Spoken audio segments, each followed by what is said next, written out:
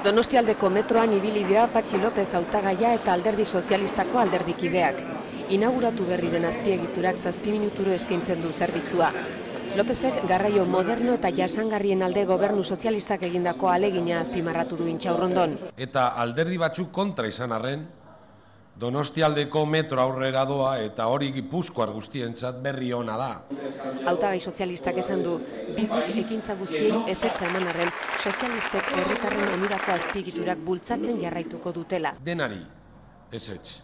Baina ez nahaztu. Gaur Gipuzkoa egoera honetan badin badago Eusko Alderdi Jeltzalearen laguntzari esker ere bada. Bildu bezain errudun egin du EAJ Gipuzkoak bizi duen geldialdiagatik. Jeltzalea ez da Bildu geldituko duen harresia izango. Alderantziz, pizkanaka Bilduren pausuak jarraituko ditu, independentziaren arloan egiten ari den bezala.